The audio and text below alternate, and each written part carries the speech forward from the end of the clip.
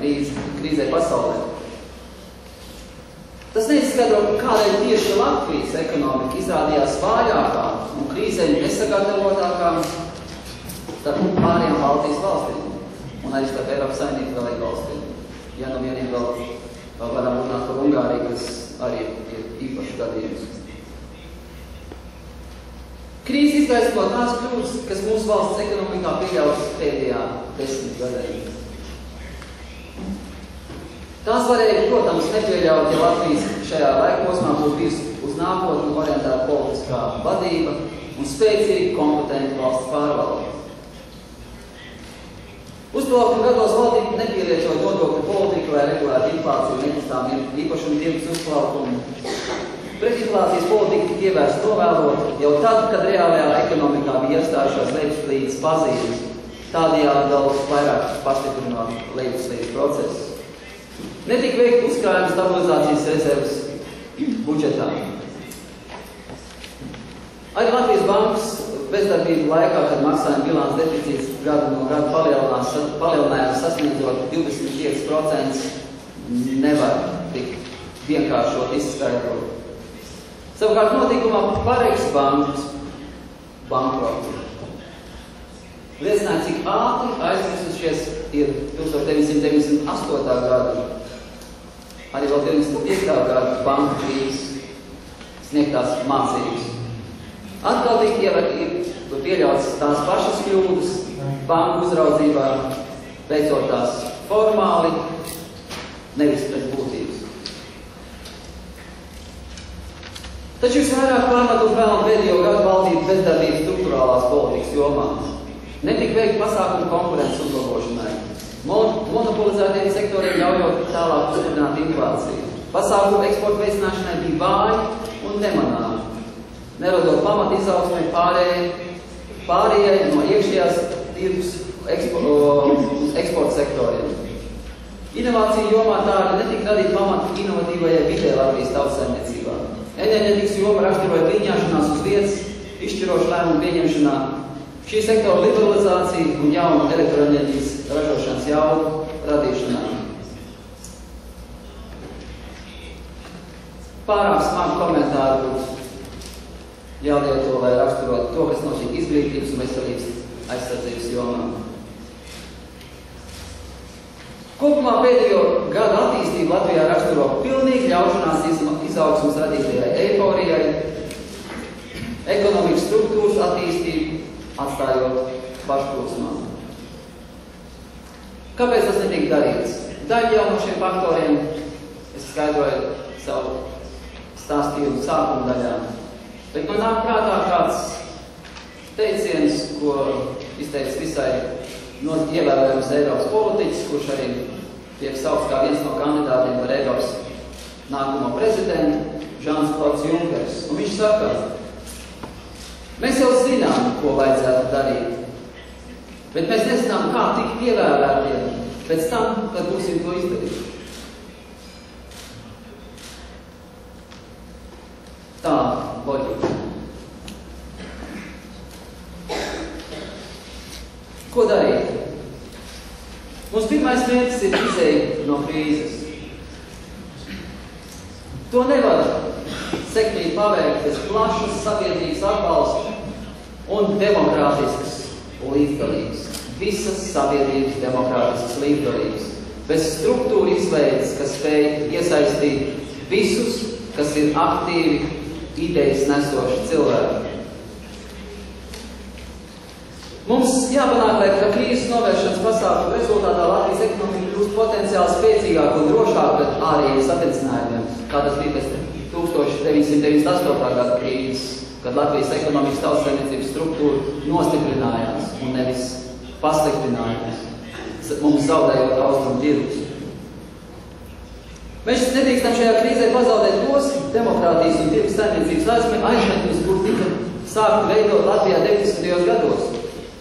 Taču pēdējā laikā aizvērsti pašplūsmā.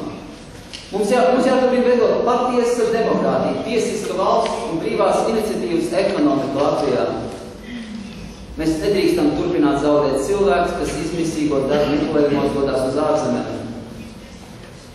Bezdarba pabalsta izmaksu termiņš jāpieskaņo reālajai situācijai darba tirgū, lai kāds tas arī būtu.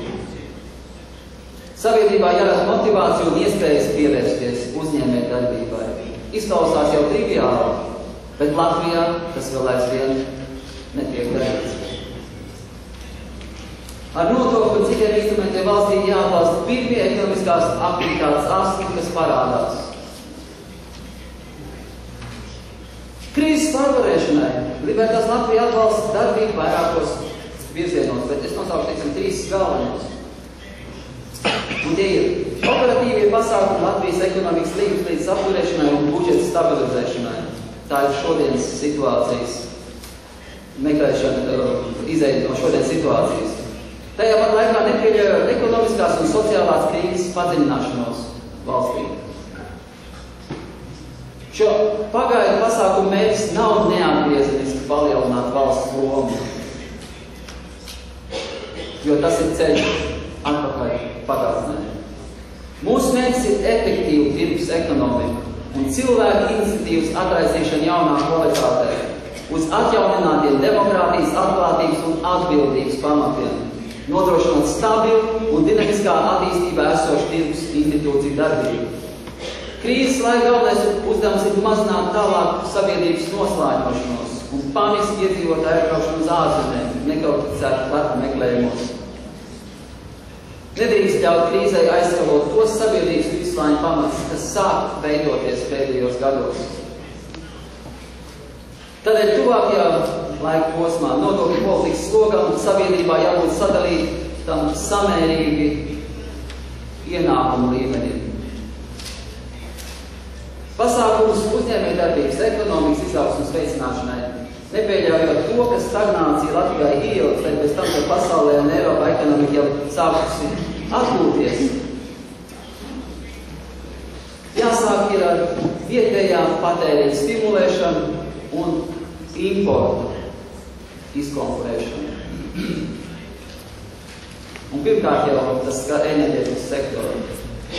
Struktūra politikas pasākums Latvijas ekonomikas ilgspējīgas attīstības un sociāli atbildīgas tirgus saimniecības izveidē jāveic maksimāli vienkāršojot uzņēmējdarbības uzsākšanu un nodrošinot priekšneteikumus cilvēku inovatīvo spēju atraisīšanai un nodarbinātības veicināšanai. Latvijas jaunveidojumā ekonomiskā modeļa pamatā jābūt principām nevis aizņemties, lai patērētu, bet uzkrāt, lai eksportētu. Ilgspējīgas attīstības pamats ir brīvā iniciatīva, kas tiek atbalstīta ar demokrātisku, atbildīgu un atklātu valsts politiku.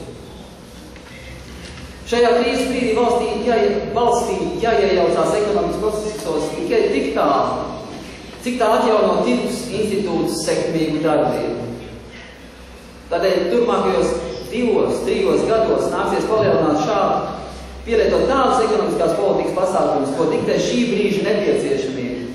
Tomēr visu laiku prātā paturot mērķi par atgriešanos pie funkcionējošas tirgus ekonomikas saimniecības. Ko esam iecerējuši praktiskie soļi? Ar mazspējīgu un vāju valsts pārvaldi nevar īstenot pat vislabākās programmas. Un tāpēc nepieciešams veikt valsts civildienesta reformu, ieviešot vienotas amata apmaksas, sociālo garantiju un amata ierobežojumus visos valsts pārvaldes līmeņos. Novērst politisko ietekmi uz civildienestu, kas Latvijā diemžēl pastāv, nepieļaujot ierēģu izraudīšanos pēc partijas piedarības.